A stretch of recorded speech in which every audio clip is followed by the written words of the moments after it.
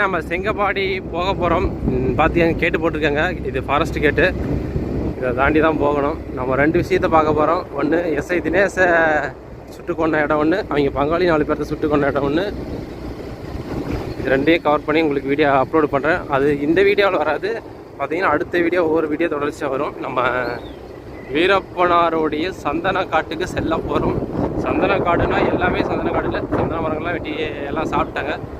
அதுக்குன்னு வீரப்பன் மட்டும்தான் வெட்டி சாப்பிட்டான்னு நீங்கள் சொல்ல வேண்டாம். நீங்கள் அப்படி தான் வந்து கமலில் சொல்லுவீங்க.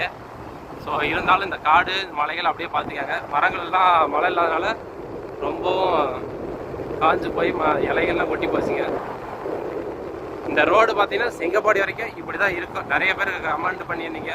இந்த ரோடு கர்நாடகாக்காரங்களுக்கு நல்லா தெரிஞ்சுக்கங்க. இந்த ரோடு வந்து பார்த்தீங்கன்னா மேக்ஸிமம் ஃபுல்லுமே கர்நாடகா போட வேண்டிய ரோடு. தமிழ்நாட்டுக்கு சம்மந்தம் கிடையாது. கர்நாடகாரன் இந்த ரோட்டை போட கிடையாது. 20 வருஷமாக இந்த ரோடு போடாமல் அப்படியே நிறுத்தி வச்சுருக்கானுங்க. ஆனால் ஒகேனக்கல் என்னதுன்னு மட்டும் கொண்டாட வருவானுங்க. நல்லா பார்த்துக்கங்க. நம்ம பேஜை தொடர்ந்து ஃபாலோ பண்ணுங்க. அப்போ தான் தொடர்ச்சியான வீடியோக்கள் நீங்கள் பார்க்க முடியும். மிஸ் பண்ணிடாதீங்க, ஃபாலோ பண்ணிக்கோங்க.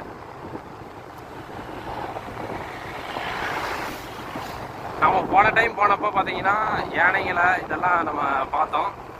இந்த டைம் பார்க்கலாம். இதெல்லாம் நமக்கு கிடைக்கும். இந்த வீடியோ வந்து உங்களுக்காக ஒரு 5 நிமிஷம் கவர் பண்ணி அப்லோட் பண்ணுறேன். இந்த காடு மலையெல்லாம் பார்த்துக்கங்க. பார்க்குறதுனால இப்போ கொஞ்சம் ஒரு மாதிரியாக தான் இருக்கும். ஆனால் மழை காலத்தில் பார்க்கும்போது பஸ்லேயே இருக்கும்.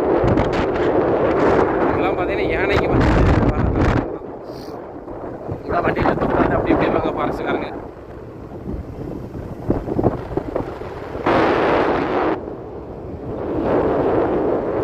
பார்த்துக்கங்க. சீலா துணி ஒட்டு போட்டு வச்சுக்கிற மாதிரி ஒட்டு போட்டு வச்சுருப்பானுங்க லாஸ்ட் வரைக்குமே இந்த ரோடுக்கு.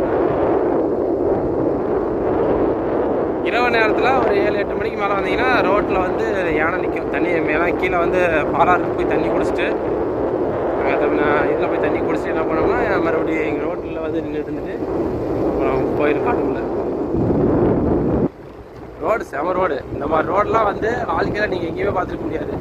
அது மட்டும் இல்லை, நம்ம டிஎஃப்ஓ ஸ்ரீனிவாஸ் அவர் தலையை வெட்டி எந்த இடத்துல வச்சாங்களோ அந்த வீடியோ வந்து அப்லோடு பண்ணுறேன். பாருங்கள் எப்படின்னு.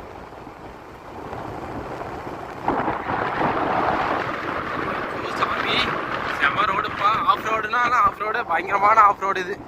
இந்த மாதிரி ஆஃப் ரோடு எங்கேயுமே பார்த்துருக்க மாட்டீங்க. நீங்கள் எப்படி தள்ளினாலும் குழியில் விட்டு தான் போகணும்.